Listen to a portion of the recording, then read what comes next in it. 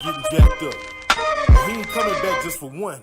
I'm looking at my people. Gonna get a whole lot of them. Some looking down with their heads hung low. I'm listening to some sad people say they're giving up and how they lost hope. You keep them coming and they won't be long. Let me show you what the scriptures say. You gotta believe in the prophecies. Don't let distractions get in your way. Spreading truth and we really work hard, cause we know we'll soon be home. Don't you know you're never alone? So tell me what am I crying for when we got the Most High? Yeah, we got the Most High, man. Oh, we got the Most High. That's all we need. Hey, he got our backs. Say, the Most High woke you up this morning. He gave you breath to breathe. He let you see another day and gave you some food to eat. We got a lot to be thankful for while these prophecies unfold. We got these scriptures as our guide, and our future's already foretold. I'm still confused on why my people don't have no faith in the Most High. No faith. They sit around looking sad, and complain on everything is so bad. All right, man. They have no joy. They have no joy. And the peace is gone.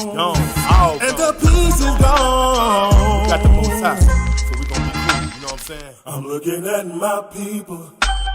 Some looking down with their heads hung low. I'm listening to some sad people say they're giving up and how they done lost hope. We keep them coming and they won't be long. Let me show you what the scriptures say. You gotta believe in the prophecies. Don't let distractions get in your way. We're spreading truth and we really work hard, cause we know we'll soon be home. We'll be home real soon. Don't you know you're never alone? So tell me what are you crying for? We got the Most High. We got the Most High, man. You know that? Oh, we got the Most High. That's all we need. It's our Heavenly Father. Hey, he got this. Woo! The Most High has always had our backs against these other nations. There ain't nothing they can do to us. Mashayach is coming with destruction. We got a kingdom coming real soon. While this whole world is headed for doom, it's already prophesied in the scriptures. These other nations gon' lose. I'm still confused on why my people don't have no faith in the Most High. No faith. They sit around looking sad, and complain on everything is so bad. They have no joy. And the peace is gone. Some looking down with their heads hung low. They got their heads low. Some sad people say they their heads up. How they done lost hope. They keep coming and it won't be long. Give up, man. What the scriptures say. You gotta believe in the prophecies. Don't let distractions get in your way. We're spreading truth and we really work hard. Cause we know we'll soon be home. Don't you know you're never alone? So tell me what are you crying for when we got the Most High? Oh, we got the Most High. Hey.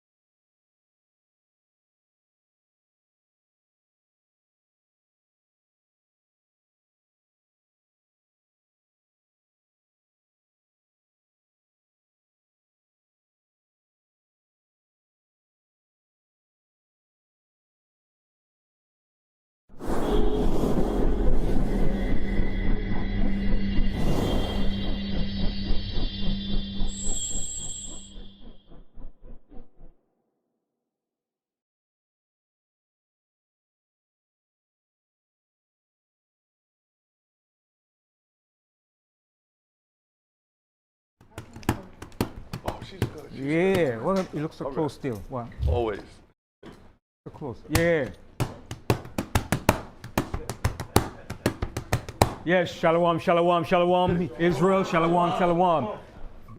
Bring it back some. Look a little close though. A little close. Yeah. Shalom. Okay, shalom. All praises. You know, for some reason we always have technical difficulties. Right, but we're gonna move on through. All right. Beautiful Shabbat day. All praises to the Most High. Some announcements gotta make. Okay, it's important. Coming up September 16. All right. September 16 at sundown. Okay, that's a Saturday. September 16 is the blowing of the trumpets. Right? Remember that, Israel. Put that in your calendar. Put it in your repertoire. Okay, September 16 at sundown, which is Saturday evening, begins the blowing of the trumpets. All right? September 25th. All right? That's on a Monday at sundown. That's right. September 25th, that's the Day of Atonement, okay? The day that you afflict yourselves. No food, no water. You fast and you pray to the Most High Yahweh for repentance and forgiveness of your sins, right? To heal you and to strengthen you. That's a very important day. The Day of Atonement, September 25th. That's a Monday at sundown. Then, September 30th, right? That's the Feast of Tabernacles. Okay? That's going to be for 8 days, the Feast of Tabernacles, where we dwell in booths. All right, Israel? Remember these 3 high holy days that's coming up, right? It's very important you put these in your calendar. Okay? September 16th is the blowing of the trumpets, right? The 25th is the Day of Atonement. All days begin at sundown and end at sundown, right? And September 30 is the Feast of Tabernacles. Okay? That's where we feast and have a good time, man. We give the Most High praise and props. Thanks to Most High for all the goodness and the blessings, food, the crop, the life, and everything that He has done for us. And we rejoice in those days, man. We give praise to the Most High. We go all out and party, but you don't get crazy. All right, you stay within the framework of the Most High law. Okay, as Israelites, we party and have a good time, man. We get into it. Yeah, you understand? We get funky. Okay, the Most High is not boring, man. The Most High know we love to party. He wants to enjoy what He gave us, right? So that's what we do on that day. All right. Also coming up, prepare yourself for this one. This is January 4th, 5th, 6th, and 7th. This is the Mashayach in Tampa, Florida. It's going down, okay? January 4th, 5th, 6th, and 7th in Tampa, Florida is going down, people. Okay? This one is going to be off the hook. Okay? We're going to do this one big time in Florida, man. Okay? Because it's going to be in the winter time, and it's supposed to be nice in Florida. Most High willing. All right? So, but the donation, all right? It's a donation. Yeah, I'm not sure of a donation. I'm just putting it about, I think it's $50 donation. So be in preparation for that. All right? But it's going to be in Tampa, Florida. The Mashayach, January 4th, 5th, 6th, and 7th, 2024. Most High willing. All right? It's going to be in Tampa, Florida. We're going to have a lot of events. We're going to have the Hebrew class. All right? We're going to have the midwife class. We'll have a lot of good events, all right, for that particular day in Florida. So come on out, give your support. Let's do this big time, Israel. All right? So like I said, all praises to the Most High and Kwame Yasharallah. All right? And then so we're going to jump into our class in a few current events and topics. While I was home this morning, I saw J.P. Morgan was shuts 5 of his bank in Washington State. All right? So they're making their move in preparation for this digital currency, all right? So it's in our preparation stage. It's going to be done in stages, right? He shut 5 J.P. Morgan banks, which is Chase. Those are top banks, okay? So you know the other banks are going to follow. Bank of America, Citibanks. So they're getting ready for this digital currency. And the reason why they're doing this, because they're being threatened now by the fact by the BRICS nation are coming into play. And the BRICS nation are setting up their economy based on what? Gold, silver, right? Tangible resources, not no fiat money. So the BRICS nation are playing a tremendous powerhouse against the American, the British, and all the so-called European powers. All right? So this is going to be an economical war at all levels, a technological war, okay? And it's going to affect us as Israelites too. So we have to be aware and abreast of what's going down, okay? Because the digital currency, the Bitcoin, all this is going to be merged, all right, into their system of bringing in that new digital currency, all right? And it's all leading up to what? The mark of the beast, where you cannot buy or sell unless you have that mark of the beast. That's what it's leading up to, right? So we have to brace ourselves, be prepared. Most of all, you have to be spiritual. Okay? It's not so you can't do so much against what's coming, but you have to stand on the principle and the foundation of the Most High, where He's going to provide for us and protect us. Because you can't stop what's coming. What's coming is inevitable. It has to happen for prophecies to be fulfilled. Showing you the words of the Most High is on point 1,000%. Okay? So, we're going to jump into our class. All right? I'm going to deal with some more current events, but we want to deal with the topic of Yahawashi, how he dealt and how he walked and how he confronted and dealt with the leaders, the Pharisees, the Sadducees, and the importance of the parables that he put out to the people, the things that was very important for us in these last days, what he was showing the people at that particular time, and also what he was showing us in these last days. What Yahawashi was showing the people was very vital and very important. He was dropping some heavy gems, right? And he spoke in parables, but those parables had dark meaning, spiritual meanings, right? And these words that he spoke, he said, are life. Okay? So we said the words that I spoke unto you are life. It's life-giving force. All right? So we're going to begin with Matthew's the 21st chapter. Matthew's 21 and 1. We have the book of Matthew, chapter 21, verse 1. And when they drew nigh unto Jerusalem, and were come to Bethpage, unto the Mount of Olives, then sent Yahawashi 2 disciples, saying unto them, Go into the village over against you, and straightway ye shall find an ass tied. Okay, so Yahawashi told his disciples, go into Bethpage, and you're going to find this ass. And when you find this ass, you just talk to the person that's in charge of that, and they're going to know why you need the ass. Right? Go ahead. And a coat with her. Loose them and bring them unto me. And he said, loose them and bring them unto Yahawashi. It was for what particular reason? We're going to read about it. Okay, go ahead. Verse 3. And if any man say aught unto you, ye shall say, The Adawan hath need of them, and straightway he will send them. Mm-hmm. All this was done, that it might be fulfilled, which was spoken by the prophets, saying, Tell ye the daughter of Zion. Okay, so those are another name that the Most High calls Israel. All right, the Most High calls us many different names. Okay, daughter of Zion, or Jerusalem. Okay, you sons of Jacob. All right, so the Most High have many names for us, but this is just one of the many names that the Most High calls the children of Israel.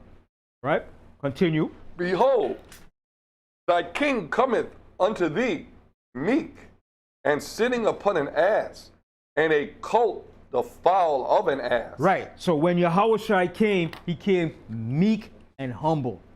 Right? He came lowly. Okay? He didn't come at this particular time to take down the Roman Empire and set Israel back up, because that was the expectation of a lot of Israelites.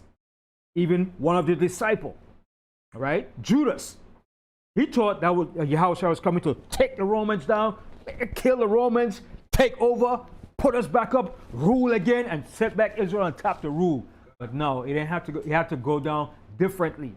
Israel had to go down so we could learn the true result of what the Most High was showing us. So Yahawashi came to pave the way, to set that understanding for us. I should say that overstanding for us, right? So he didn't come at that time to take down the Roman Empire. It might have seemed like it took forever because we're in 2,000 years now, okay? But it's going to come to pass. When he comes back the second time, he's coming to take down every world empire and rulership, especially the Western world of the Roman Empire, which America is an extension of that Roman Empire. Continue. Verse 6, and the disciples went and did as Yahawashi commanded them, and brought the ass and the colt and put on them their clothes, and they set him thereon. Right, and they set Yahawashi thereon, all right? Now, why did Yahawashi choose 12 disciples? Could Yahawashi alone did all this work by himself? No. None of us could do all this work by ourselves. That's why we need people to work to help us. That was his inner circle, his most trusted men, the 12 that he chose. Okay? And he commissioned them to do a particular job, to further this gospel to the ends of the earth and to bring that salvation to Israel. And guess what? In the end of this, each and every one of those disciples that became apostles is going to receive a reward in the kingdom. Right? Because they asked Yahawashi, they said, listen, man, whoa.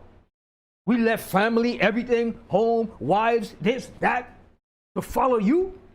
So what are we going to get in the end of this? Yahawashi said, yo, man, those of you that left family, wives, house, everything, he said, in the kingdom, you're going to get this back double. You're going to get back what you lost. All right? As a matter of fact, I should read that scripture. All right? I should read that scripture. Let's go to Matthew's the 19th chapter. Right? Matthew's the 19th chapter. Right? And we're going to start from the 27th verse. I want you to listen good to this here, because when Yahawashi made a statement, it wasn't just like, oh, a statement just like, oh, yeah, right. No. When he made that statement, that was a promise, and that's something that's he's going to live up to, and it's going to be fulfilled. Whenever the Most High spoke a word, the Most High said his word came to pass. The Most High said his word does not go out void, but it's going to accomplish that when he pleased and where he sent it, it's going to be fulfilled.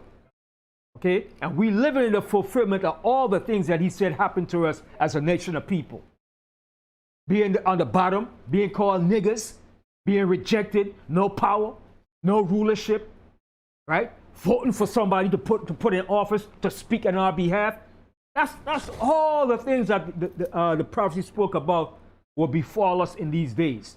And we live in every single iota of the things that happen to us in life. Everything that we experience here, whether here in America, in the islands, wherever we are in the four corners of earth, that have all been prophesied. And we're living out those things. So read Matthew 19:27. Read out of Matthew chapter 19, verse 27. Then answered Peter and said unto him. Now who was Peter? Peter was a head disciple.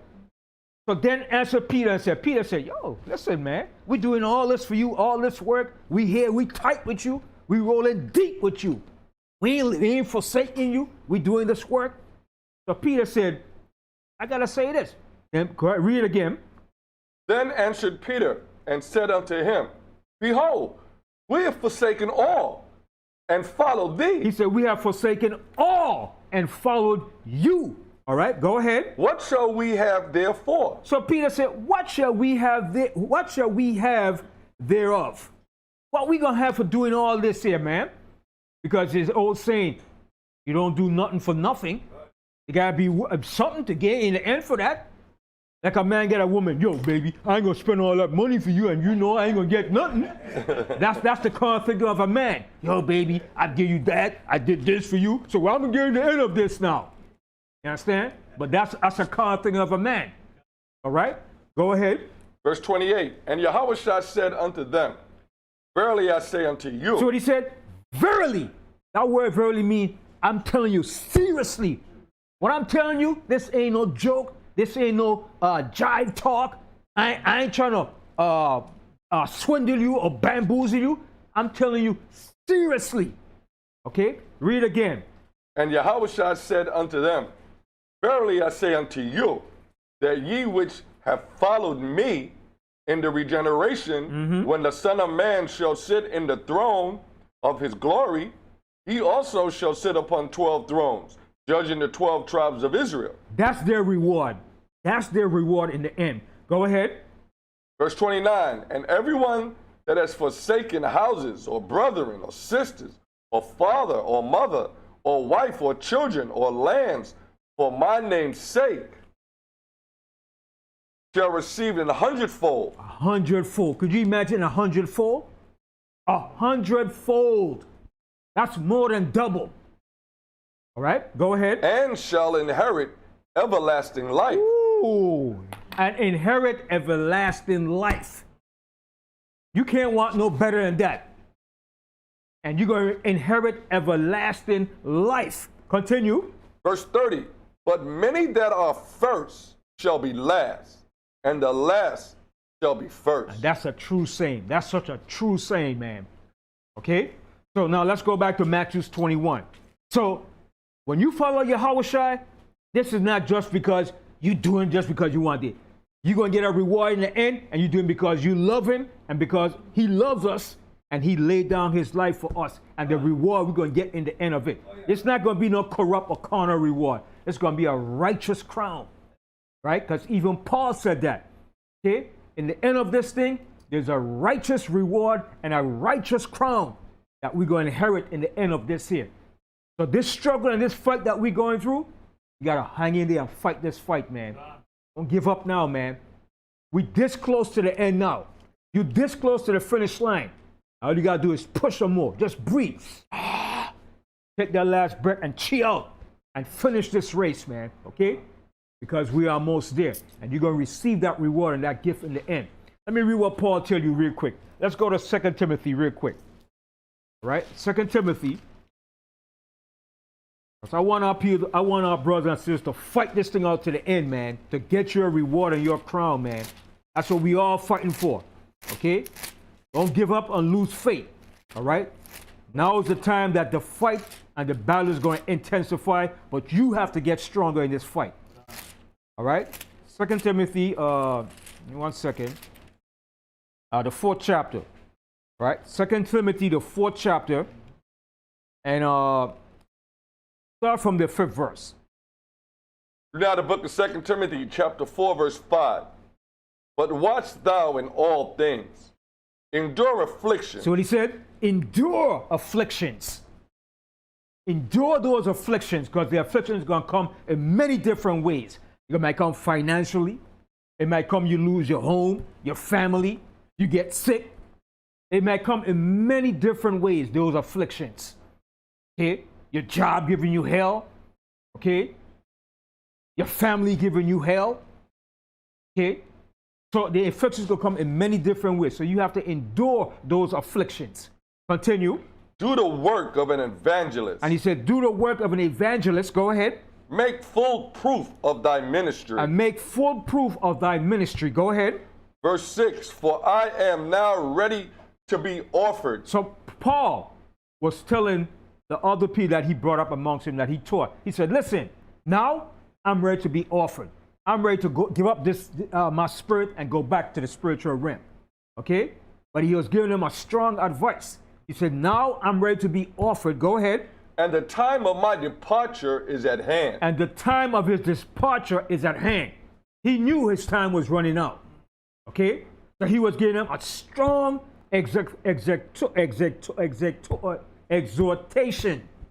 to endure and keep the faith. Continue. Verse 7, I have fought a good fight. So he said, I have fought a good fight. He fought a good fight. All right, continue. I have finished my course. He said, I have finished my course. The job that was laid out for him, he finished that job and all that he had to do. He finished his course. Okay, go ahead. I have kept the faith. He said, I have kept the faith. And that's the same thing we want to say. I have kept the faith. Okay, we want to keep that faith to the end. All right, continue. Verse 8, henceforth there is laid up for me a crown of righteousness. Woo! You hear that? He said, henceforth, there is laid up for me a crown of righteousness.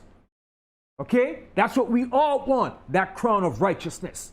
Continue. Which the Adawan, the righteous judge, shall give me at that day. See? And he knew this. At that day, he's going to receive that crown. Go ahead. And not to me only. And he said, not to me only. Hear what he's going to say now. Not to me only. Go ahead. But unto all them also that love his appearing. See what he said? But to all those that also love his appearing. Who's the them he's talking about? Israel. The other Israelites that endured this to the end and keep that faith. Because he said he prayed for the elect. Okay, go ahead. Verse 9. Do thy diligence to come shortly unto me. Okay, now let's go back to Matthew 21. All right? Matthew 21, and we left off in what? The 7th verse, right? All right. Read out of Matthew chapter 21, verse 7.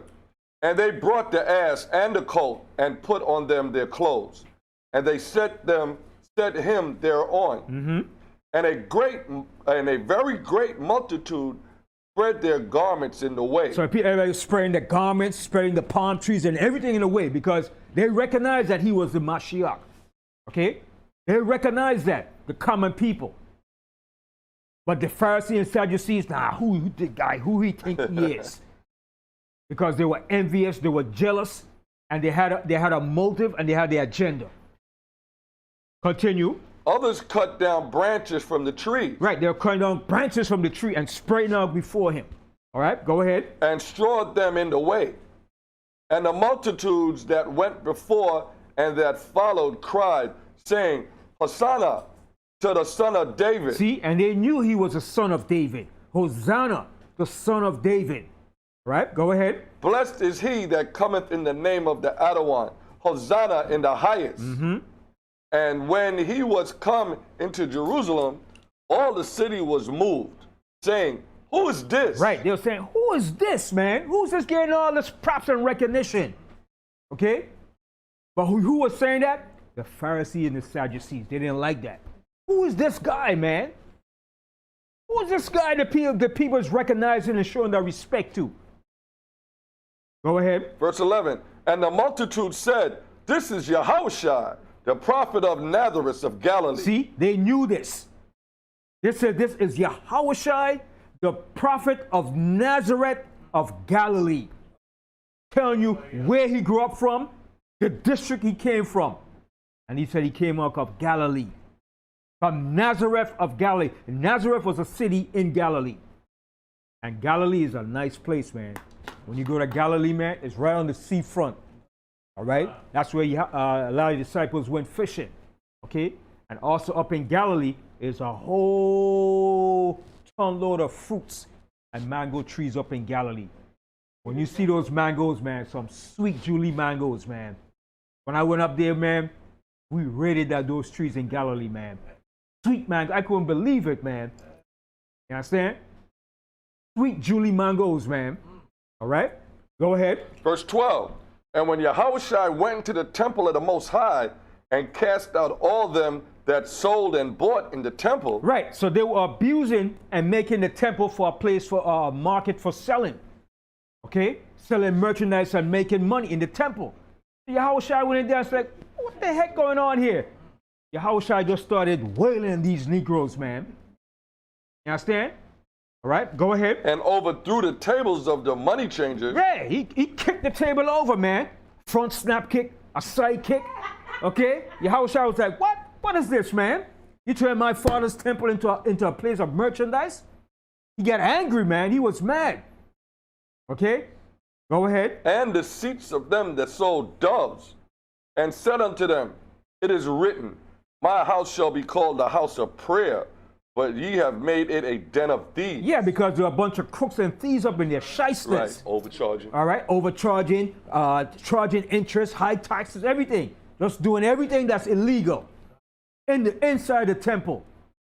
Yahawashi said, this can't be, man. Okay, go ahead. Verse 14.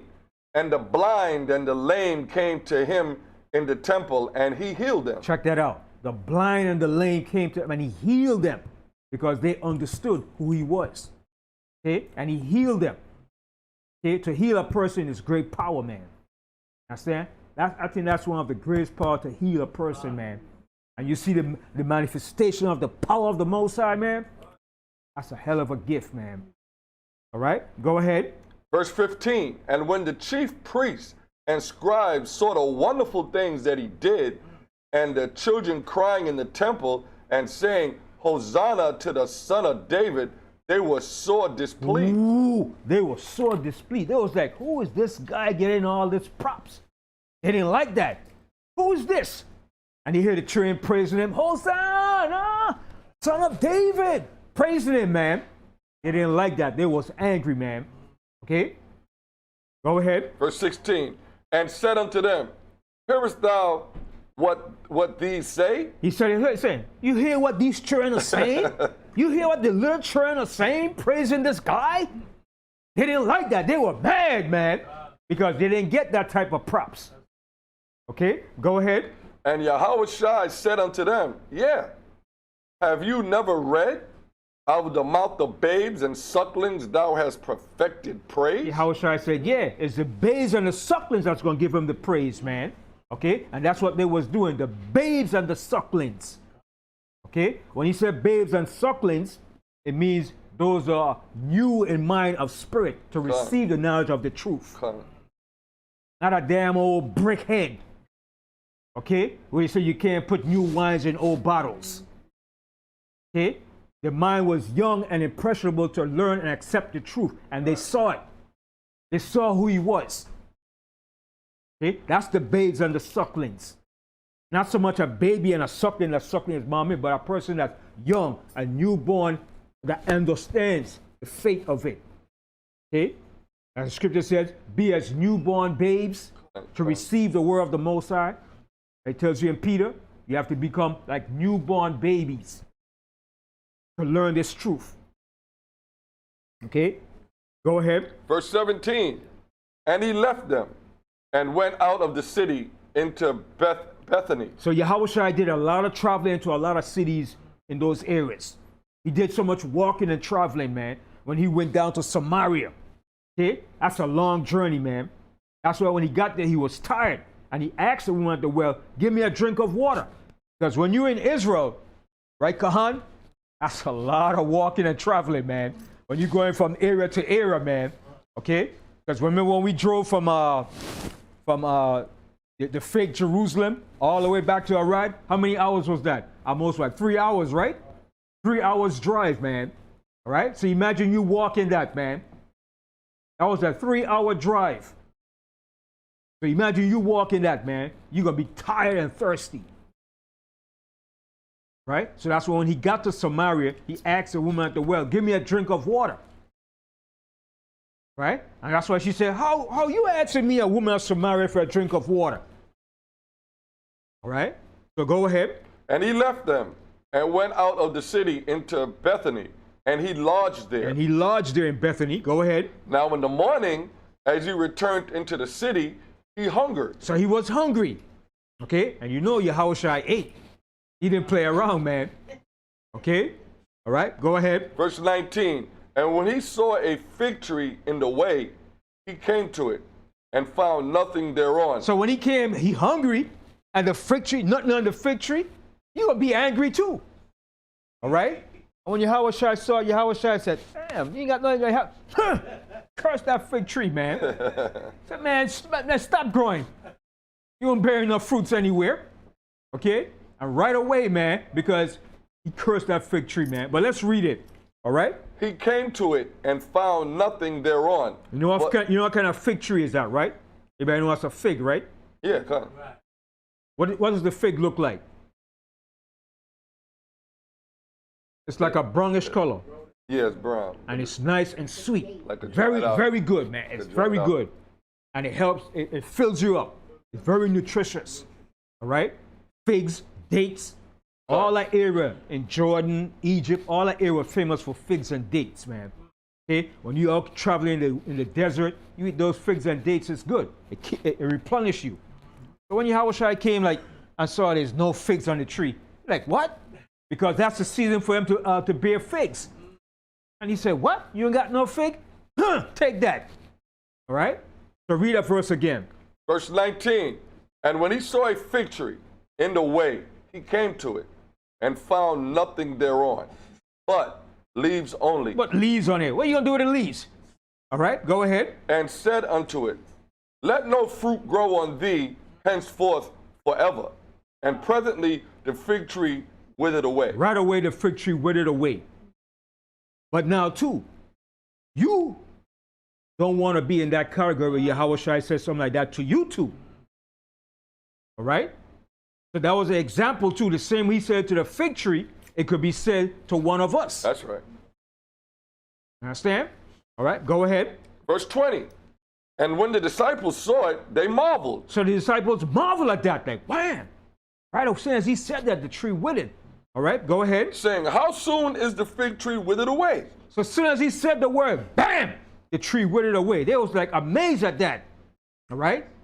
Okay, go ahead. Yahawashi answered and said unto them, Verily I say unto you, if ye have faith and doubt not, ye shall not only do this which is done to the fig tree, but also if ye shall say unto the mountain, Be thou removed, and be thou cast into the sea, it shall be done. Huh. Now, that's a heavy statement there, right? That's a heavy statement too. Now, it's parabolic and it's also literal too. Okay? Because the mountain represents actually in what state? In the spiritual sense. What does it represent, the mountain? Right. Adversity, obstacles in your way.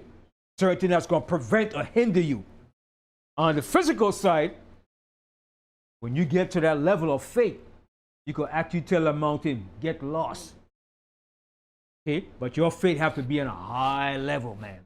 On a real high level. Okay? Okay, go ahead. Oh, and be thou cast into the sea, it shall be done. Verse 22. And all things whatsoever ye shall ask in prayer. See, that's the key right here now. And all things whatsoever ye shall ask in prayer. Go ahead. Believing, ye shall receive. See, believing you shall receive. So your prayer has power. But you got to believe that. You can't like, I don't know, maybe, is God really true? If you got that mindset, forget about it. You got to believe that the Most High is. And he's going to do that for you, man. That's right. Okay? You have to have that attitude, man. If you ain't got that attitude, sit down, man. Right, you got to know. And it's beyond knowing. You got to know and convicted. You understand? I got to be in you, man. And people say, but how do you know the Bible is true, brother? What? How I know it's true? Well, you have to read it, brother, and understand. You understand? It's certain things that the Most High gave to us a natural inclination. Some of us have that, and some have to build up to that point. Okay? And the words that the Most High spoke in this book are real. Okay? Real. Okay? A lot of people don't believe that. They don't believe in a book that some man wrote, that the white man wrote. That's the first thing they have to put out there. But they believe what the white man says in his political arena. That's right. That if you vote, your vote counts. They believe that bullshit. That garbage. They believe that wholeheartedly. No question asked. If we go and vote to collectively for Democrat Party, we will get what we want. Yeah, please give me a break. But they don't believe what the Most High said in his word. That's too like, no, I don't believe that. That's somebody's opinion. A bunch of old men got together and wrote that. But continue with that type of mindset. We're going to see who will have the last laugh in the end. That's right. Luke Okay. 6:25. Go ahead. Verse 23. And when he was come into the temple, the chief priests and the elders of the people came unto him. These were the problems right here. The chief priests, the elders, the Pharisees, and the Sadducees. These were the problem. Every time Yahawashi had an encounter, it was always with the Pharisees, the Sadducees, the elders, the scribes, and the elders of the people. Continue. The chief priests and the elders of the people came unto him as he was teaching. See, as he was teaching. All right, go ahead. And said, by what authority dost thou these things? So they said, listen, man, who gave you this authority to teach what you're teaching? So they're going to try to test him now. You want to come test me? Like you say in Jamaica, you want to come test the eye? You know, Muta Baruka, like you say, you want to come test the eye? Remember Khan? Muta Baruka. He's another one too. All right, go ahead. And who gave thee this authority? And who gave you this authority? That's what they're saying. Who gave you the authority to teach what you're teaching? All right, go ahead. Verse 24. And Yahawashi answered and said unto him, I also will ask you one thing. So Yahawashi reversed it back to him and said, listen now, I'm going to ask you one thing now. Since you want to come ask me question, I'm going to reverse it back to you now. Okay, go ahead. Which if ye tell me, I in likewise will tell you by what authority I do these things. Mm-hmm. The baptism of John, whence was it? From heaven or of men? So when he dropped that in them now, they couldn't deny it. Because everybody knew John the Baptist was a prophet. So they couldn't say like, that shook up. Okay? If they say it was a man, the people that said, you're a bunch of liars. So they didn't answer the question. They stood there. They got confounded. And if you say it was from the Most High, then they would validate what Yahawashi was saying. So they got confounded. So he reversed the script on them. So read that part again. And Yahawashi answered and said unto them, I also will ask you one thing, which if ye tell me, I in likewise will tell you by what authority I do these things. The baptism of John, whence was it? From heaven or of men? That's a heavy checkmate question there, boy.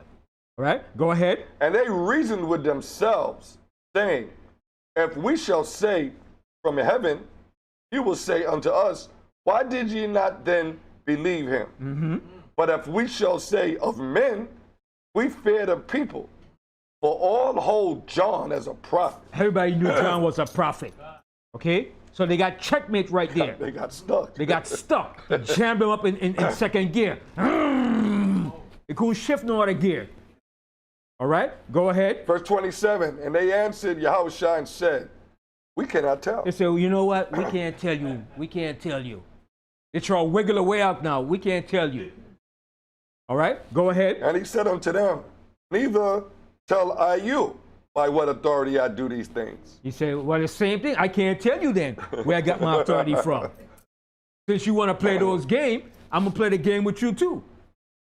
Okay? Go ahead. Verse 28, but what think ye?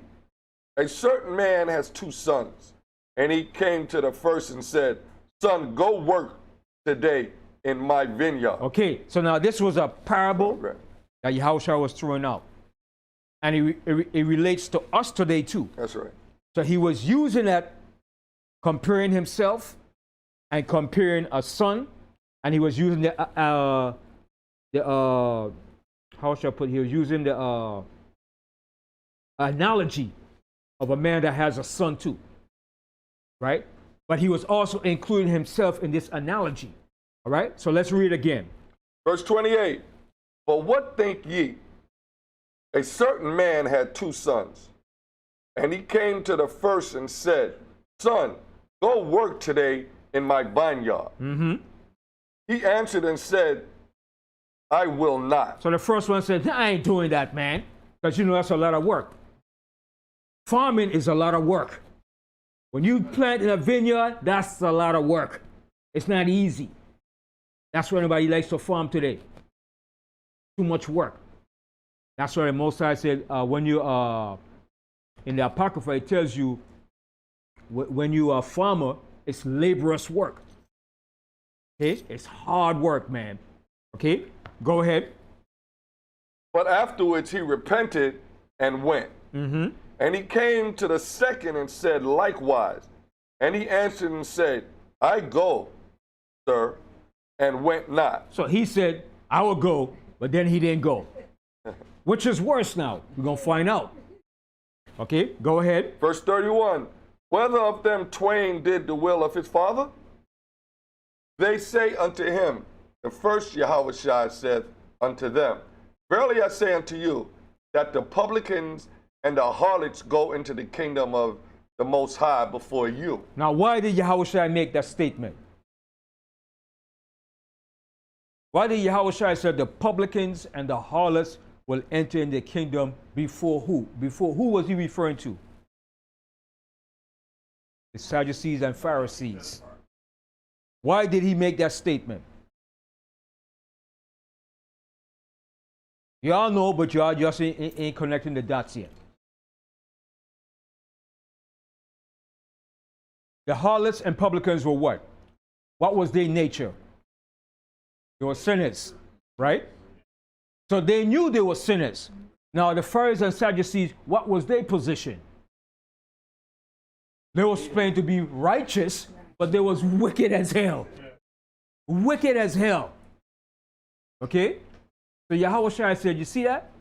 These publicans and harlots will enter into the kingdom before these Pharisees and Sadducees. Because they were hypocrites. The Sadducees and Pharisees, they were hypocrites. Mind you, we all don't want to fall into that category of being hypocrite. That's not a good reputation or a character. All right? Go ahead. Verse 32. For John came unto you in the way of righteousness, and ye believed him not. But the publicans and the harlots believed him. And ye, when ye had seen it, repented not afterwards that ye might believe him. See? So the publicans and the sinners, they believe John. And they acknowledge him. But the Pharisees and Sadducees, they were stuck up in themselves, man. That they had it all together. Go ahead. Verse 33. Here another parable. There was a certain householder which planted a vineyard and hedged it around about, and digged a winepress in it, and built a tower, and let it out to husbandmen, and went into a far country. Right, and you know the husbandman is the farmer. All right? And a vineyard is where you plant your grapes. All right? And you have to prune, plant those grapes, nourish it, keep it protected from what? Insects, from the deers and other animals coming to eat it. Because you know the deers and animals love to eat vegetation when it comes up, especially the goat. He has no respect for your property. That goat just come and eat. And once a goat eat from your crops, what happened to it? It's dead. It can't grow back. Right? So you have to protect your vineyard. You have to hedge it around, make sure it's well beautified. Okay? It's protected, it's groomed. Okay? There's no insects growing in it, because the insects are going to destroy what? Your product that you have to sell. Remember, as a husbandman, that's your job. That's your occupation. That's how you make your living. Now, if you have a certain quota to fulfill, let's say with merchandise, a king said, listen, man, every 6 months, I need about 500 gallons of wine. You have to live up to that agreement. If you don't live up to that, what's going to happen? Cancel the contract. The king's not going to deal with you. He said, I can't deal with you, man. I'm going to get somebody else to deliver my wine that I want. I want my wine in the season, and you're not living up to your agreement. You're not doing your job. So he's going to lose profit. He's going to lose sale. He's going to lose his reputation. So you have to put in work. Listen, man, anything you do, if you're working for the damn devil, you're working for yourself, you still got to put in work. You got to slave and work, man. If you out there being a damn pharmacist, you know what I mean by a pharmacist, right? Streets. A street pharmacist, you got to work hard. You got to stay on top of your business, too. You can't slack. So anything you do in life, you got to work hard, man. Don't tell me, yo, man, I ain't working hard for nobody. But when you work for yourself, you have to work twice as harder. Okay? So anything you do in life, you got to work hard for it. Anything you get easy in life, it's not going to pay off in the long run. Okay? So being a husbandman is a hard job. It's a hard job. Okay? So Yahawashi was showing you here. All right, go ahead. Verse 34. And when the time of the fruit drew near, he sent his servants to the husbandman. See, when the time of the fruit drew near, mean what? Time to pluck those grapes, to make it into wine or juice or whatever, or to make what? Strong drink. Okay, go ahead. That they might receive the fruits of it. And the husbandman took his servants and beat one and killed another. See, that's a wicked dude, man. Okay, go ahead. And stoned another. And then he stoned another. Why? Because he didn't want to pay him. Okay, go ahead. Verse 36. Again, he sent other servants more than the first, and they did unto them likewise. So he was speaking about himself in this parable, but he was using the analogy of a husbandman. Okay, go ahead. Verse 37. But last of all, he sent unto them his son, saying, they will reverence my son. Yeah, but they didn't reverence the son. It's only the common people reverence the son. But the elders, the rulers, they didn't reverence the son. Go ahead. Verse 38. But when the husbandman saw the son, they said among themselves, this is the heir, come. Let us kill him, and let us seize on his inheritance. And they caught him and cast him out of the vineyard and slew him. When the outer one thereof, therefore, of the vineyard cometh, what will he do unto these husbandmen? So when the Lord or the other one thereof of the vineyard cometh, what will he do unto these husbandmen? What is he going to do unto these husbandmen? Is he just going to talk to them? No.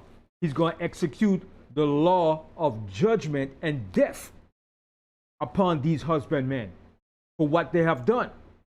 And they did the same thing to Yahawashi. That's right. When he was here on earth. The Pharisees, the Sadducees, the elders, along with the Romans. So when he comes back the second time, what do you think he's going to do? Collect. He's coming to execute that judgment. Collect. Okay, go ahead. Verse 41. They say unto him, he will miserably destroy those wicked men. That's right. He's going to miserably destroy those wicked men. And that's justice. That's the right answer. He's going to miserably destroy those wicked servants. And that's what Yahawashi is going to do when he comes back. And that's the good thing about it. Because he has to make his second appearance to fulfill what was done to him and what was done to us. That's only right. Go ahead. And will let out his vineyard unto other husbandmen, which shall render him the fruits in their seasons.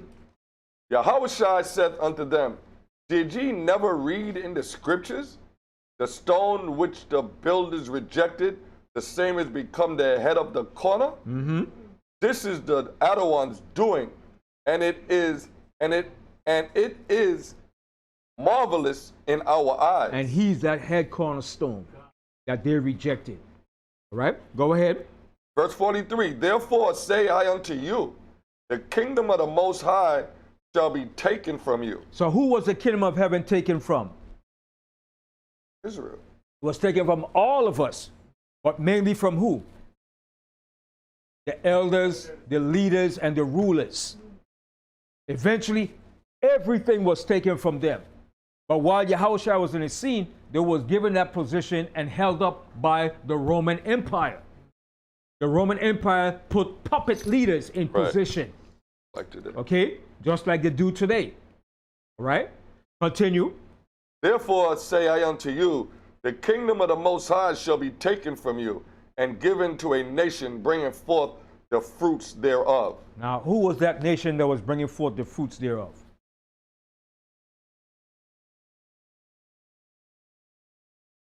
Who was that nation that was there to bring forth the fruits thereof? Read again, LaBrian. Therefore I say unto you, the kingdom of the Most High shall be taken from you and given to a nation bringing forth the fruits thereof. And who was that nation? Right. It was going to be given to the apostles and the disciples. But then, on the flip side of that too, who was our kingdom given to? And to who else? Mainly to who else? Greeks first. Greeks first. No, who's in Jerusalem right now in Israel? Amalek. The so-called Jews. They're in our nation now, pretending to be us and upholding what we're supposed to be doing. So now they're the nation that's in place now, temporarily, until the Most High get rid of them in our land, upholding and doing what we're supposed to be doing. They're talking about they're the Jewish people. They're keeping the Sabbath, keeping Rosh Hashanah, Yom Kippur. Yeah. Now all foolishness too, talking about the Jewish people went back to Israel in 1948. Okay, all this bull crap. So now they're being recognized as who? As the people of the Most High. While we're being looked as what? Some buckets. Nobody. Right? Aliens. Right? A people not desired. They're given all the fame and glory. All the money goes to them. Millions of dollars every year from the United States. $10 billion. Even our own people say, yeah, we have to support the Jewish people. Stupid black Republicans. How backwards is that? Yeah, we have to support the Jewish people in Israel. And donate money back to them. And on top of that, they run the damn Federal Reserve too. Eric Adams was just there giving them praise. Eric Adams was over there learning techniques from them how to use drones. Yeah. All right? So you see, that's what it's talking about in that essence too, in that sense. All right? Continue. Verse 44. And whosoever shall fall on this stone shall be broken, but on whomsoever it shall fall, it will grind him to powder. See, and that's going to happen in the future. And that happened to us when the Romans came in and took us down. Right? And it's going to happen again when Yahawashi makes his second return. Okay, go ahead. Okay. Verse 45. And when the chief priests and Pharisees had heard his parables, they perceived that he spake of them. And they knew that. They wasn't that stupid and dumb now. They knew he was talking about them. They said, damn, he talking about us. Understand? Because that parable was sent and meant for them. Understand? But he put it in a way of a parable. Why did he put it in a way of parable? Why did Yahawashi use parables? So that everybody would know what he was saying. It wasn't for everybody. It wasn't for everybody to understand. Right. But also, too, he had to know how to use wisdom of words. Yeah. Because they were trying to use that against him. Remember, people like to use your words against you and say what you say when you didn't say something. So he had to put it in that way of parables so they won't understand. But he said it was meant for you. All right? Go to Matthew, the 13th chapter. He said it was meant for you to understand. But for them, it wasn't meant to understand. All right? Go to Matthew, the 13th chapter. They asked him, why do you speak in parables? 13 and 11. 13 and 10. Yeah, 10. Yeah, start from 10. Read out of Matthew chapter 13, verse 10. And the disciples came and said unto him, why speakest thou unto them in parables? So why are you speaking in parables, man? Why are you speaking in that dark, strange parables? Oh, speak plain. All right? But it wasn't meant. Okay? Matthew 13 and 10. Okay, so read again, Matthew 13 and 10. Now to Matthew chapter 13, verse 10. And the disciple came and said unto him, why speakest thou unto them in parables? He answered and said unto them, because it is given unto you to know the mysteries of the kingdom of heaven, but to them it is not given. See that? But to the rest of them, it wasn't given to know. So you have to know those parables. Because it's in your spirit. It's in your DNA. within you. You have to awaken it. You ever see we have a radio, when you a radio dial, and you're looking for a particular channel, you have to go through the frequency until you find. Let's say you're looking for not Kiss FM. Kiss FM is played out. What's 106 WBLS? You looking turn and you found it on your radio. Boom. That's the same way. Most High gonna tune back into your spirit. You have to search your channel. When you find that right channel, then you find the right frequency. Then you're able to tap in. Okay? And that's what the Most High is doing to us. He's awakening back that spirit within us that's been dormant, that's been asleep. It's within us. We know this. That's right. The Most High said the word is within us. Hold that and go to Isaiah 59. The word is within us. Isaiah 59.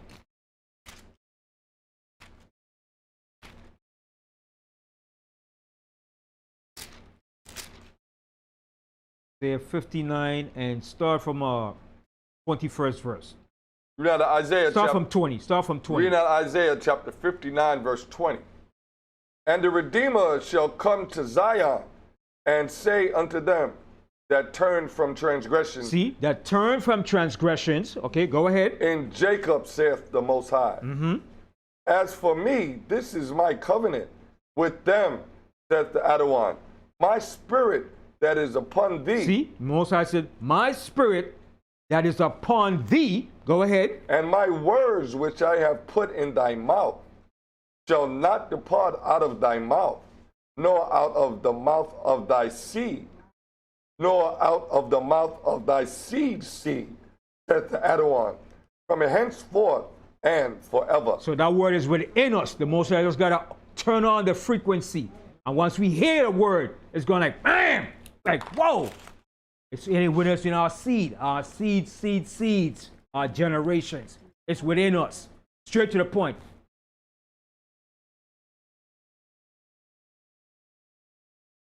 Covenant I not break, nor alter thing that going out of my lips. That's right. So the word is within us. So when you want to know why some people perceive and understand, because it's within us.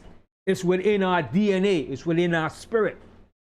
It just has to be awakened when the right time comes. All right? So we finished Matthew's, right? Let me read 12. Yeah. Read out of Matthew's chapter 12, verse 12. For whosoever hath... No, that's 13 and 12. I'm sorry, Matthew's 13 and 12. Matthew's 13 and 12. For whosoever hath, to him shall be given, and he shall have more abundance. But whosoever has not, from him shall be taken away, even that he hath. Right. So in the limit that you have, if you don't put it to use, it's going to be taken from you. The limit that we have is greater than anything else in this world. It's greater than a person that went to school and become a professor. The limit that we have. Okay? So from there, let's go to Matthew's, the 22nd chapter. Matthew's 22. We're going to start from the first verse. Let me read 46. We didn't finish. We didn't finish for no. Matthew 21, right? Read out of Matthew's chapter 21, verse 46. But when they sought to lay hands on him, they feared the multitude, because they took him for a prophet. Right. And the people knew Yahawashi was a prophet. They knew that. Okay? All right, so read the 22nd chapter and start from the first verse. Matthew's chapter 22, verse 1. And Yahawashi answered and spake unto them again by parables and said. See? Speaking in parables. The kingdom of heaven is like all unto right? Because even in the Psalms tells you that when he came on the scene, he was going to be speaking in parables. All right? I think it's Psalm 78. I think he should speak with parables. 78.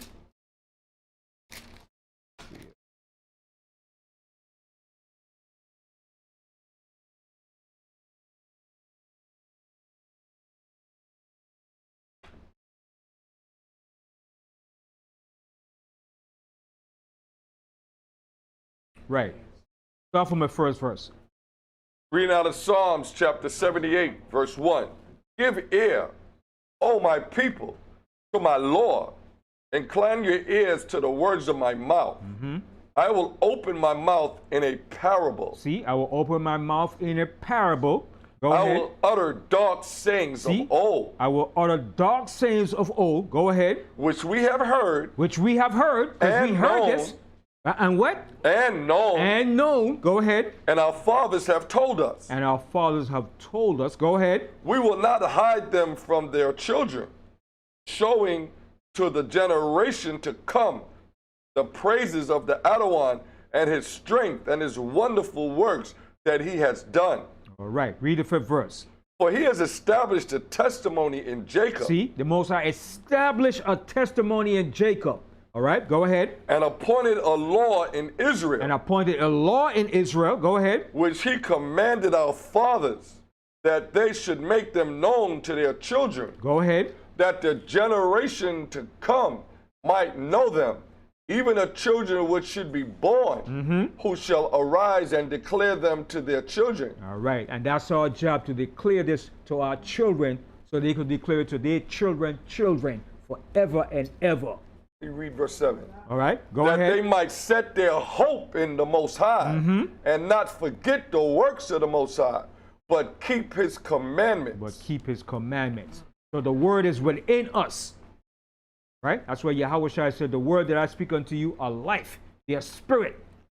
Go to St. John 6:63 real quick. Let me go back to Matthew 22.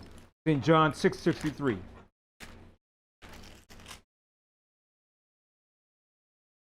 Read out of John chapter 6, verse 63.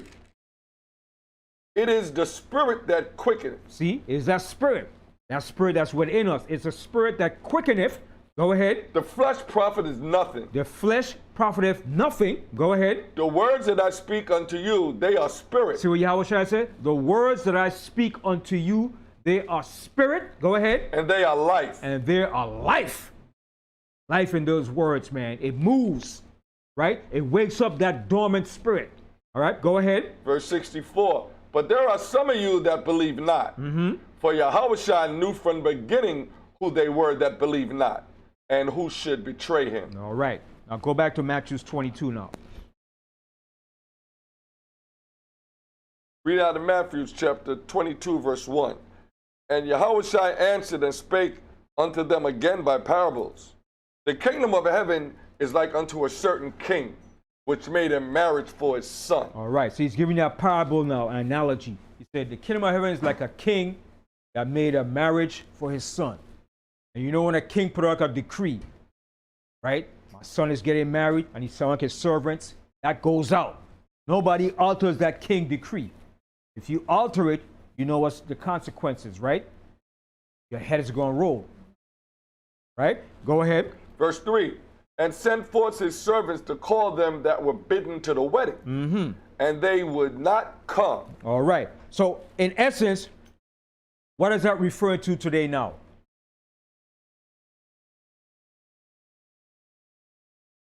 It's referring to us today when we go out and teach on the street. Right. We're bidding the people out there to come to this marriage. God. And they're like, man, we don't even want to hear this stuff. We don't want to hear that stuff you Israelites talking about. They ignore it. They keep walking down the street. So they're being called to this great marriage. All right? But they're going to realize that's the worst thing they ever did. But you know what? It's good too, because the Most High said it's been better for you not Been born. to have known this and not keep up with it. Because you what? Your latter end is worse than the beginning. That's right. Right? So sometimes it's good for some people not to hear it and accept it. Because if you're not going to follow this all the way, your end is worse than the beginning than you were when you first came in. Okay? When you hear this word, you have to believe it, accept it, and stay with this thing to the end, man. Okay? This is like a mafia. You can't leave this. Blood in, blood out. This is la Costa Nostra. Okay? You can't leave this. Okay? And if you say, I'm leaving this here, man, to hell with that. I don't deal with no Babylon Israelite. You have a price to pay. Because you did what? You openly put your Yahawashi to shame and you kill him afresh while you doing that. The scripture says we were bought with a price. Right? All of us were bought with a price. That's right. Yes, Judah. You crucify him all over again. Okay? Everybody can be the best teacher, but the best that you know, the talent and the gift that you most High gave you, utilize that. Okay? Everybody's not going to be the best teachers, the best speakers, the best readers, but whatever the Most High gave you, utilize that. Put it to use. Okay?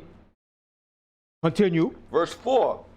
Again he sent forth other servants, saying, tell them which are bidden, behold, I have prepared my dinner. My oxen and my fatlings are killed, and all things are ready. Right, you got the oxtail, you got the curry goat, you got everything there. All right? Because this Israelite style here, this ain't heathen style. This Israelite style when it comes for food and feasting, man. Okay? And we go in. We go in with it, man. Okay? Go ahead. Come unto the marriage. Verse 5. But they made light of it. They made light of it. Nah, maybe next week. Maybe tomorrow. I got somewhere to go. You know, that's what we talk in the street, speaking, right? Because guys, I got somewhere to go. Where the hell you going? You ain't going nowhere. You're just going up and down the block, back to the block, back around, back here, come. You're going in circles. They ain't going nowhere. They ain't doing nothing. So you may as well stay here and listen to the word. But that's the excuse. They make light of it. I'll be back. Where you going? I got to do something. They ain't doing nothing. We were out in Hampstead about 2 weeks ago. Yeah, I knew he was going to say When we got there, the same people that we saw when we got there was the same people when we left. Doing the same thing. Like, what the hell? How could you just be out there on the street corner just not doing nothing all day long? Doing the same thing from the time we got there to the time we left. Goodness gracious, man. Get a life, man. So they have no excuse. They make light of it. I'll be back. I'll be back. Where you going? I'll be back. Ain't going nowhere. You're going to the liquor store. Away from there. And then you're going from the liquor store, maybe you're going to get a blunt, a weed. Okay? Then from there, you're probably going to get something to eat. Then you come back to the same spot again in the corner. Yeah, Judah. Yeah. Yeah. Even the liquor store closed down. Yeah. Word. All right, go ahead. Verse 5. But they made light of it and went their ways. And they went their ways. Go ahead. One to his farm. One to his farm. Go Another ahead. to his merchandise. Another to his merchandise, probably being a street pharmacist. All right, go ahead. And the remnant took his servants and entreated them spitefully and slew them. And some probably killing people too. All right, go ahead. Verse 7.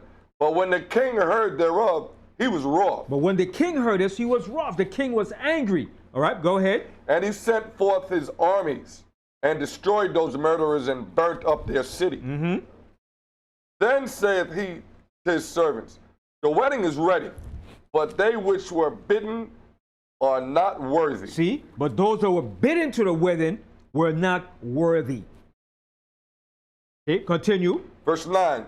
Go ye therefore into the highways, and as many as ye shall find, bid to the marriage. Okay, and that's what we do. When we go out to the street and we yelling, you're the Israelites, you're not the ham Africans, you're the people of the Most High. And they're like, what them niggas talking about?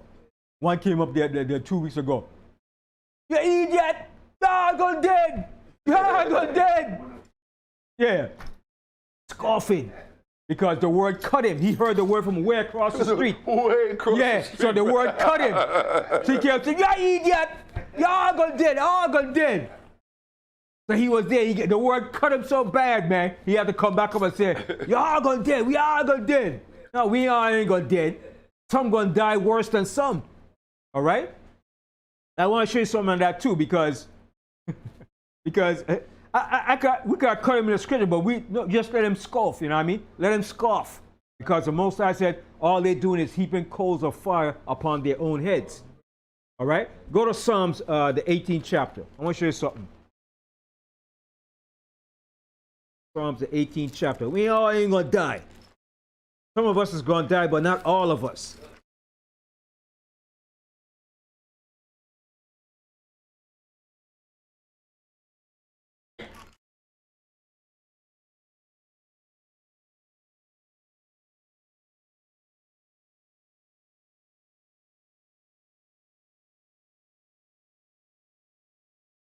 Give me 1 second. Psalms.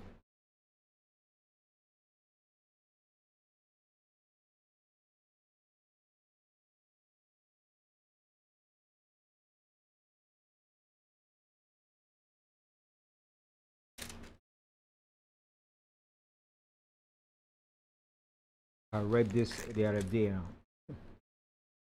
I said I should have pulled the scripture on him, but I said no. This would have been too hard for him. It might have bothered him. It's in Psalm what David said, "I shall not die but live." 1 second.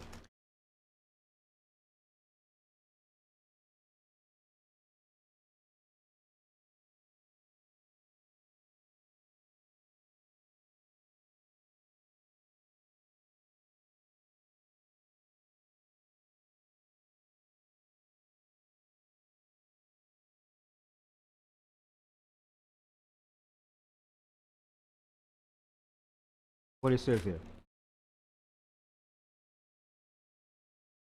118.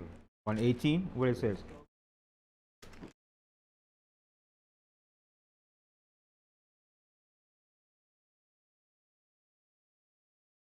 What it says. Read that. I'll read it. Read out the book of Psalms, chapter 118, verse 17. I shall not die, See but that? live. Not so fast, LeBron. I didn't want to stay dying. Okay, read again.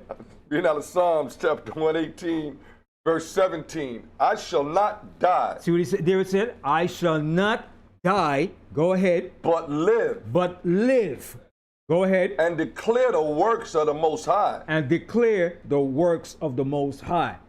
But now, if I had read that to him, he'd have been like, "What do you mean you're not die?" But what was David saying here when he said, "I shall not die, but live to declare the works of the Most High"? Read the next two verses again. Read the next verse. Verse 18. The Most High has chastened me sore, but he has not given me over unto death. See, that's what he was talking about. When he said, when David committed the sin that he did, he said the Most High wasn't going to kill him, but he was going to chastise him for what he did. So that's why David said, Right. "I shall not die, but live to declare the works of the Most High." But if we had read that to him, that might have bust his brain open. What? What do you mean you ain't going to die? You understand? But we are not going to die the death that some of our peers going to die. Some is going to die some vicious death, which is the second death. And that's why the Most High said, "Blessed and holy is he that parteth in the first resurrection. For on the second death he has no part." You don't want to be part of that second death. All right? That's the death that you don't want. So you want to make it in the first resurrection. Okay? And all of us is not going to die. Some of us is going to live. Yahawashi said, "It's be some of us standing here that shall not taste of death until the Son of Man make his second appearance." That's right. All right? So we're not all going to die. Okay? And if we die, we coming right back when Yahawashi comes. That's right. All right? Yes, Judah. Now, he wouldn't understand that. He might say, "See, boy, the Bible contradicts itself." He might have started going crazy right there. All right? But that could have been brought out too, and many more scriptures. But when a scoffer is in a tangent and running, you can't contend with a scoffer. Scripture said, you see a fool, don't entertain a fool. Because Right. you're going to end up just like him. Just like him. That's what I was going to say. You understand? let him wallow in his madness. You understand? Because the word cut him. When he heard the word cross, it cut him. That's why. Ben, He heard it. Ben, he was running too. He Yeah. was running. He heard the word. That's why he came up to confront because Yeah. they cut him. Yes. Yeah, the guilt and shame. You understand? All right. So let's go back to Matthew 22.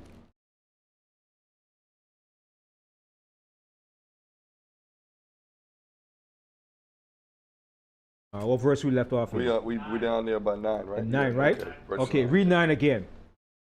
Read now the book of Matthew, chapter 22, verse 9. Go ye therefore into the highways, and as many as ye shall find, bid them to the marriage. And that's what we're doing. We're bidding them to the marriage. Go ahead. Verse 10. So those servants went out into the highways, and gathered together all as many as they found, both bad and good. What do you mean bad and good? What does that mean?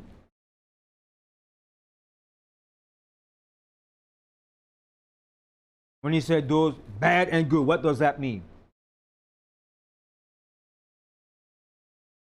And what else too? Sinners, right. Right. Those are willfully blatant sinning. And those that are trying to be upright. Those are the good. All right? So he said bid, bad, and good. Bring them in. Because you know you got some of our people out there, they're not all out wicked and evil. They're trying as best as they know how from what they've been taught of Christianity, of the Bible. Then you got some of our people just like, I don't give a damn. Right. I'm just going to be me. I'm going to do me. That type of mentality. And they be the ones looking around in the All right? congregation. Yeah. All right. Go ahead. And the wedding was furnished with guests. And when the king came in to see the guests, he saw there a man which had not on a wedding garment. Okay. Now, is this a literal wedding garment? No. What was he talking about? It wasn't right. He wasn't right. Something about it wasn't right. Something ain't right. All right? His spirit wasn't right. Okay? He didn't have the right mindset. Okay? He wasn't applying the knowledge that was given to him. So he stood up like a sore thumb. Right. Not so much that he had a wedding garment. All right? Go ahead. So read that verse again. Read out of Matthew chapter 22, verse 11. And when the king came in to see the guests, he saw there a man which had not on a wedding garment. And he said unto him, friend. All right? Because what proves that? Remember Yahawashi said he's going to give us the garments of what? Of salvation. That's what in Isaiah, right? We're going to put on the garments of salvation. All right? So that goes with that. I think it's in Isaiah 60, I think. One of those, the garments of salvation. All right, go ahead. And he said unto him, friend, how camest thou in hither not having a wedding garment? So what do you call him? Friend. Yeah. Call him a friend. All right, and that's what Yahawashi called Judas. The friend. All right, go ahead. And he was speechless. He was speechless. He had nothing to say. Speechless. Because a lot of people got a lot of words to say now. But when Yahawashi roll up on the scene, ain't nobody going to have a damn thing to say. Mouth's going to be shut in that day. Right. All right? Okay, go ahead. Verse 13. Then said the king to the servants, bind him hand and foot. Bind him up, man. Okay, you know you bind him? It's hand and foot. You know you do a pig? Yeah. That's how you bind him up. Hand and foot. And that's what the cops do when they handcuff you. Hog tie. Yeah. Hog tie you. Yeah, the cops do that crap too. Hog tie you and put you in the squad car. Hog tie that Negro. Okay, go ahead. And take him away and cast him into the outer darkness. There shall be weeping and gnashing of teeth. For many are called, but few are chosen. See, for many are called into this thing, but few is chosen to continue this in the end. All right. So there's what you call a path to this thing here, man. A path to walk in this here. You have to walk through that narrow, straight gate. All right. Because that path to the kingdom is a narrow path, man. Okay. Okay. From there, go to I want to continue Matthew 24, because Matthew 24 goes into events of things that's happening today and things that happen too. So I'm going to just read the first part of Matthew 24. All right, let's go to Matthew 24. Let's start from the first verse. Read out the book of Matthew, chapter 24, verse 1. And Yahawashi went out and departed from the temple, and his disciples came to him for to show him the building of the temple. All right. So this was before 70 AD. Yahawashi went out, he saw the temple, he showed the disciples the temple, the last and final look of the temple of Jerusalem. This was probably around maybe about 20-something AD, maybe 30 AD. It had to be at least 30. Somewhere before Yahawashi died. This was like 40 years before the temple got destroyed. Right, so 70 All right? right. So he was showing the last look, the last panoramic view of Jerusalem before the heathens come and destroy it. All right? Go ahead. Verse 2. And Yahawashi said unto them, see ye not all these things? He said, you see all these things here that I'm showing you, the buildings, everything that I'm showing you here? Go ahead. Verily I say unto you, there shall not be left here one stone upon another. It was not one stone left when the Romans came and destroyed Jerusalem. All those stones were taken down and pulled down by the Romans. They made sure they completely destroyed Jerusalem, brought it down to ruins and rubble. All right, go ahead. There shall not be left there here one stone upon another that shall not be thrown down. And all those stones were taken down by the Romans. They plucked and destroyed Jerusalem. Okay? And when they finished with that, they went through the land just putting salt and destroying the land. Right? So it could be buried. They did a hell of a job in our homeland, man. Okay? Go ahead. Verse 3. And as he sat upon the Mount of Olives, the disciples came unto him privately, saying, tell us, when shall these things be? And what shall be the sign of thy coming and of the end of the world? So they want to know these three basic things. Okay? Tell us, when shall these things be? When is this going to happen? All right? And what shall be the sign of thy coming? What's going to be the sign of your second coming? They knew this. That's right. All right? Okay? And the end of the world. That's a good question. And what's going to be the end of the world? Right? That's the three questions that they asked him. Remember, they came to him privately. It wasn't done openly so everybody could hear what they were saying. They came to him privately and said, listen, Yahawashi, big brother, talk to us, man. Tell us about this thing here. Go ahead. Verse 4. And Yahawashi answered and said unto them, take heed that no man deceive you. That's the first thing. Don't let nobody deceive you. Okay? Because that was going to be a big thing from that point on. From that point that Yahawashi was with the disciples, it's going to be a lot of deception and deceiving from that point up until this point that we're talking right now. Right? Don't let them fool you, like Bob Marley said. He got that right. Or even try to school you. All right? Go ahead. Verse 5. For many shall come in my name, saying, I am Yahawashi. And that happened. Many came saying, I'm the Messiah. Follow me. Remember Jim Jones did that? That idiot? Yeah. And it's always Israelites that they do these things to. Yeah. All the time. He took them down to Guyana. Well, they was already down in Guyana. They went with him, and he made them drink cyanide. Lace Kool-Aid. And had them believing that he's the man. Yeah, Judah. Babies and all too, man. And kill everybody, man. The ones that didn't drink it, they shot them. Yeah. That was a hell of a... I remember that, man. I was back in the islands going to school when I heard that thing, man. Everybody was like, what the hell was that? You know? Yeah.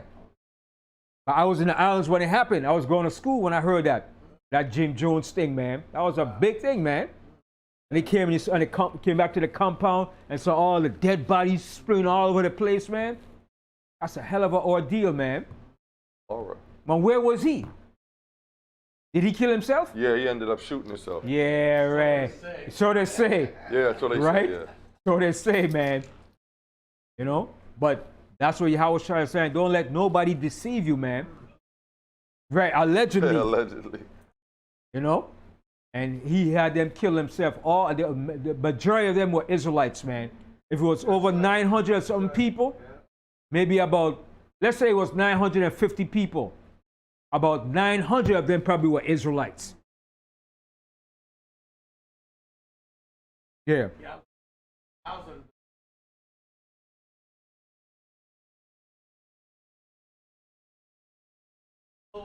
To follow that idiot.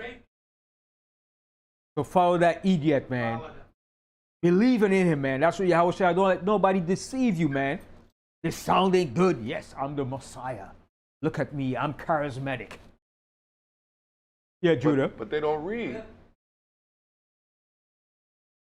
Yeah, follow him, and he was doing everything he was doing in that compound, man. He had mind control over them too, man. You know? That was a crazy ordeal, man. They don't read. They do read, but when you get a person that could speak well and seduce you and manipulate your mind, you could read all the scriptures you want. They ain't read Revelation. But it's true. If they ain't reading properly, that could happen. But even if you do read properly, you got people that are very good with the tongue, man. Yeah. They got a silver and a gold tongue to smooth and win people over, man. And you have to be very careful with people like that, man. That good with the tongue. Have an answer for everything, to come back with everything. To make it seem so good. And that's the gift. That's what called what the gift. The gift of the gab. Gift of gab. A gift to use your tongue to win people over, man. You know, shysters, man. You know, a damn shyster, a general, a jenna. Yeah. Yeah. Mm-hmm. Yeah. Put the Bible down and use your own words. Yeah. Hmm. Right. You know. But he had that gift to smooth talk to people, you know. Then he had his other henchmen around him too, you know. And then too, what he was doing, he was providing like certain things for them too. You understand? He had certain things in play to make them feel like, oh man, this guy is he's legit, you know.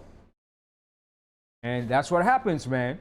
So Yahawashi was saying, don't let nobody deceive you, man. So don't let nobody, even me myself, don't nobody deceive you until you know bull crap, man. Okay, so read the scriptures. Okay, all right, go ahead. Verse 5, for many shall come in my name, saying, I am Mashayach. Yeah, and that's what they did. I'm the Messiah. I'm the Messiah. Look at me. Look what I'm doing. I could heal you. I got powers too. All right, go ahead. And shall deceive many. And shall deceive many. Okay, go ahead. Verse 6, and ye shall hear of wars and rumors of wars. From that time up until this time. All right, go ahead. See that ye be not troubled, for all these things must come to pass, but the end is not yet. But when he said the end is not yet, what was he talking about? He talking about now or at that time when he was speaking to them? Look about now. No, you're speaking to them at that time when he was speaking to them. Right, the end wasn't yet. The end had a long way to come, man. But now, we're in the end now. That's right. This is the end now. So that was, remember, that was 2,000 years ago. So 2,000 years ago to now, it has to be the end now. This is the end. Okay. That was just the beginning of what he was talking about was going to come. But now we're in the end. Because we already served our punishment. We served our 400 years. That's right. Right? We served the slavery that was prophesied was going to happen to us. And we see the end result of all the technologies, of all the events that's happening in the world. Now we see, we down now to the end, the final end of the Roman Empire, which is America. Yes.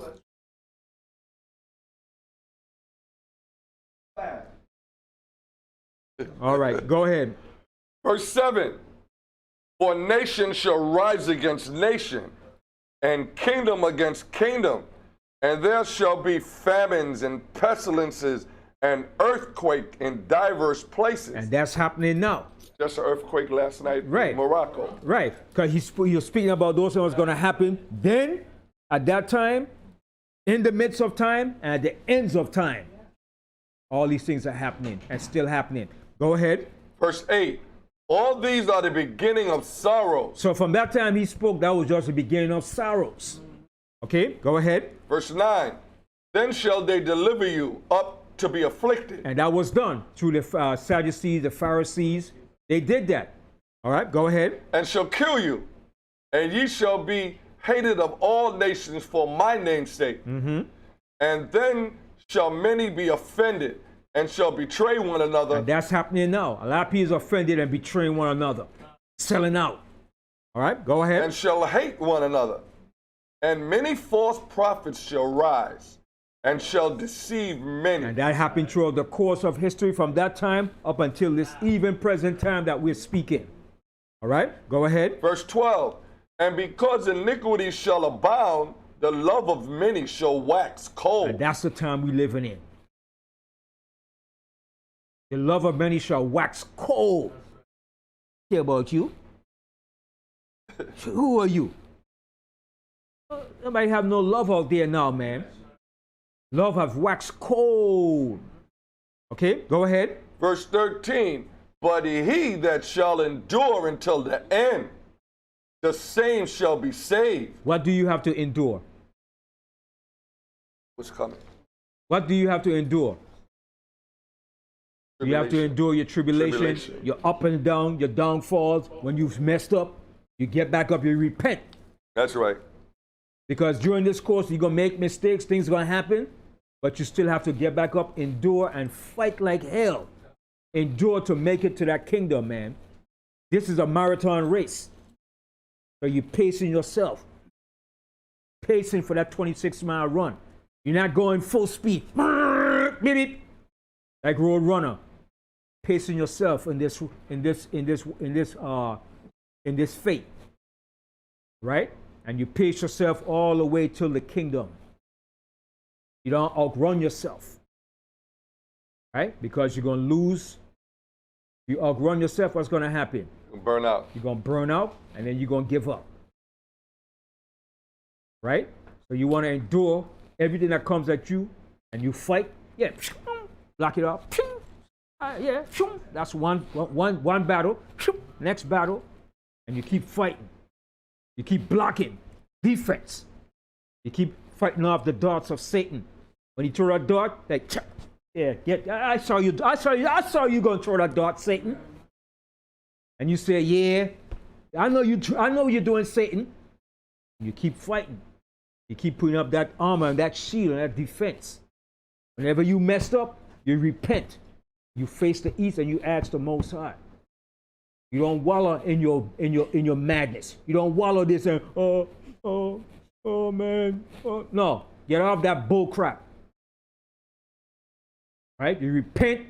You face the east and you ask the Most High to strengthen you, and you get back up on that horse and you ride that horse to the finish line. You don't get off that horse and say, no, that's it, I can't do it. You finish riding that horse to the finish line, baby, all the way. Right? So from there, I want to show something here about death. When brothers die, and a lot of people, and when brothers or sisters die, it's not the end of them. Okay? There's an expected end to us in all of this. All right? Go to Revelation, the 7th chapter, and we're going to close out the class. Revelation, the 7th chapter. All right? Revelation 7 and the 12th verse. Start from Revelation 7, the 7th chapter and the 12th verse. Read out the book of Revelation, chapter 7, verse 12, saying, Amen, blessing and glory and wisdom, and thanksgiving and honor and power and might be unto our power forever and ever. Amen. Mm-hmm. And one of the elders answered, saying unto thee, what are these which are arrayed in white robes? And whence came they? Mm-hmm. And I said unto them, Sir, thou knowest. And he said to me, These are they which came out of the great tribulation, and have washed their robes and made them white in the blood of the Lamb. Therefore are they before the throne of Yahweh, and serve him day and night in his temple. In his temple. Go ahead. He that sitteth on the throne shall dwell among them. They shall hunger no more. See, we're not going to hunger no more. All right, go ahead. Neither thirst anymore. Neither thirst anymore. Go ahead. Neither shall the sun light on them, nor any heat. For the Lamb which is in the midst of the throne shall feed them, and shall lead them unto living fountains of water. And what is that living fountain of waters? Right, the truth. All right? The fountain of living waters, to prove that, go to Revelation 21. Right? The living of fountain waters. Right? Revelation 21 and the 6th verse. Read out of Revelation chapter... Start from 5, the 5th verse. Read out of Revelations chapter 21, verse 5. And he that sat upon the throne said, Behold, I make all things new. And he said unto me, Write, for these words are true and faithful. So he said, these words are true and faithful. Go ahead. Verse 6. And he said unto me, It is done. I am Alpha and Omega, the beginning and the end. I will give unto him that is athirst of the fountain of the water of life freely. See, the fountain of life freely. All right? Go ahead.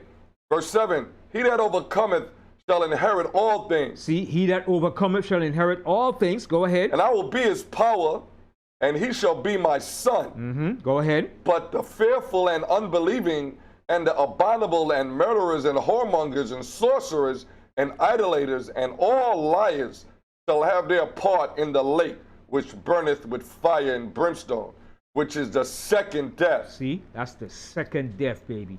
We don't want that. Okay? We want a part in that first resurrection. Okay? Now, from there, go to Revelation 21 and read the fourth verse. Read out the book of Revelation, chapter 21, verse 4. And the Most High shall wipe away all tears from their eyes. So the Most High eventually going to wipe away all our tears from our eyes. So all that death and suffering and all going to be cast away. Right? Go ahead. And there shall be no more death. Ain't going to be no more death the way we die now of all this ailment, sickness, death, and all this stuff. All right? Go ahead. Nor sorrow. Ain't going to be no more sorrow. Nor crying. No crime. Go ahead. Neither shall there be any more pain. No more pain and suffering. All right? Go ahead. For the former things have passed away. For the former things are passed away. So with that, I say shalom. Yes. Yeah, and I got one more too after. Go ahead.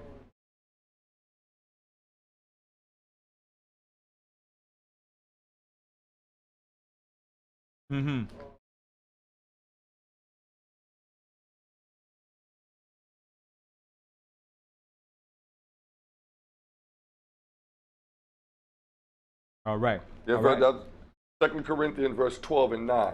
Right. Read that. That's what he did. Okay. And he said unto me, my grace is sufficient for thee, for my strength is made perfect in weakness. Most gladly, therefore, will I rather glory in my infirmities than the power of Mashayach may rest upon me. All right. So get Romans 14, 8 and 9. I'm going to close out the class. Romans 14, chapter 14, verse 8 and 9. We read the book of Romans, chapter 14, verse 8. For whether we live unto the Adawan. And whether we die unto the Adawan. Whether we live therefore or die, we are the Adawans. For to this end, Mashayach both died and rose and revived, that he might be Adawan, both of the dead and the living. All right. So whenever we die, there's an end result to this in the end. We're coming back in the resurrection. And to prove that, go to 1 Thessalonians, the 4th chapter. I'm going to close out on that. 1 Thessalonians. So whenever a brother or sister die in this truth, I know it's painful and it hurts, but that's not the end of that person or individual. All right? 1 Thessalonians, because also coming up to September 14th will be the anniversary of Karazala's death. All right? So September 14th is going to be a year since he passed away.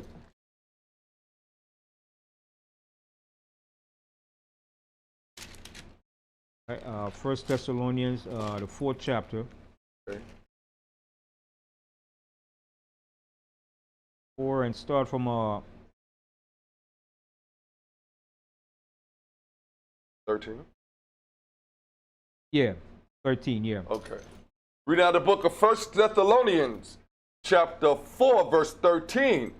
But I would not have you be ignorant, brethren, concerning them which are asleep, that ye sorrow not, even as others which have no hope. All right, so it's just twofold.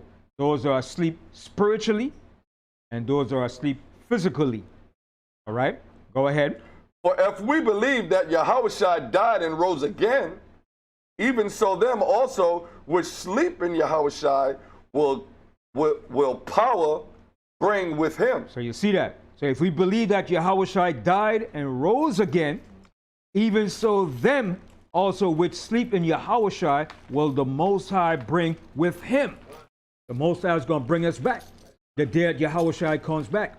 in his second return. All right, go ahead. For this we say unto you by the word of the Adawan, that we which are alive and remain unto the coming of the Adawan shall not prevent them which are asleep. We're not going to prevent those who are asleep in the grave. We're not going to stop them from coming up. They're going to be resurrected. All right, go ahead. For the Adawan himself shall descend from heaven with a shout, with the voice of the archangel, and with the trumpet of power. Yeah, they're going to blow that trumpet, man. That trumpet is going to resonate deep in everybody's spirit, man. That's right. When that trumpet is blown, man. All right, go ahead. And the dead in Mashayach shall rise first. And the dead that's in Yahawashi, Mashayach, is going to rise first. They're going to be risen from that grave. All right, go ahead. Verse 17, then we which are alive and remain shall be caught up together with them in the clouds to meet the Adawan in the air, and so shall we ever be with the Adawan. So we're not going to be up there like they're saying, go up to heaven and stay up there forever. Right. We're going to be caught up in the chariots. That's right. For that particular period of time until we're brought back down. Right? When Yahawashi makes his second debut on this earth, he's coming with the chariots to deliver us. That's right. And just like Joseph gave commandment to his brothers, when you leave out of Egypt, take my bones with you. That's the same thing Yahawashi is going to do. He's going to take us out of here, even those that died here. They're going to be resurrected. You're going to see, you're going to like, oh man, damn. You're going to see a brother resurrected and go up in the chariot. You're going to be looking at you. I told you I was coming back. All right? Yes. They're coming back too. The ash, it's in the elements. It's in the elements. Right. Remember, that trumpet is going to ignite the elements. That's right. That trumpet is a spiritual sound that's going to awaken everything. That's right. Remember, in the beginning, the Most High gave the word, and the word went forward, and the angels reacted to the word. Remember Yahawashi said, the word that I speak unto you is what? Life. Life. It's a life-giving force. It's going to cause to activate everything, no matter what elemental stage you're in. We made out the elements. Yeah. Huh? Just the word. Remember, Lazarus was dead, and Yahawashi did what? He spoke the word, and he came out. Remember, he was dead for 4 days, wrapped up, stinking. And Yahawashi spoke the word. He said, Lazarus! And he came forward, just by the word. So when the angels blow that trumpet, that sound's going to be in that trumpet. All over. All over the world. All over, brother. All over. Yes.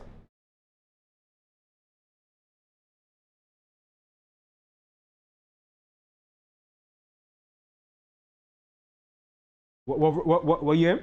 15. 1 Corinthians 15, right? That's the fire right. Yeah, read out 1 Corinthians 15. Where you want me? What number? Read out the book of 1 Corinthians chapter 15, verse 42. So also is the resurrection of the dead. The resurrection of the dead. All of us that died in this truth and in the faith, we're going to be resurrected. It's not the end of us. All right, go ahead. It is sown in corruption. It is raised in incorruption. It is sown in dishonor. It is raised in glory. It is sown in weakness. It is raised in power. It is sown a natural body. It is raised a spiritual body. There is a natural body and there is a spiritual body. And so it is written, the first man, Adam, was made a living soul. The last Adam was made a quickening spirit. Howbeit that was not first which is spiritual, but that which is natural. And afterwards that which is spiritual. All right, so in the end, we're going to put on that spiritual mindset and that mortality. All right, go ahead. Verse 47, the first man is of the earth, earthly. The second man is the Adawan from heaven. Which is Yahawashi. Go ahead. As it is written, it's like as is the earthly, such are they also that are earthly. And as is the heavenly, such are they also that are heavenly. All right, so we're going to be on the level of the heavenly. Okay? When the Most High changes vile, corruptible body, we're going to be just like the heavenly. Right? Go ahead. Verse 49, and as we have borne the image of the earthly, we shall also bear the image of the heavenly. See, it's right there. We're going to bear the image of the heavenly.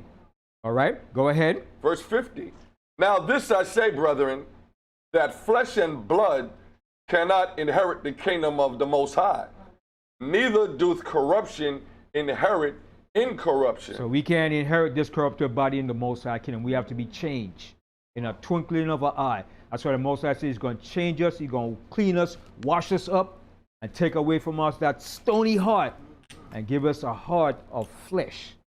And he's going to put his spirit within us. Right? So with that, say hallelujah. Yes. Huh? No, we're just going to teach the nations. Let me read the last two. The Most High Spirit and law is going to be within us. Our only job is to teach the nations the way of the Most High. But we are going to know the law from the least of us, from the greatest to the least of us. Yes, Brother Brian.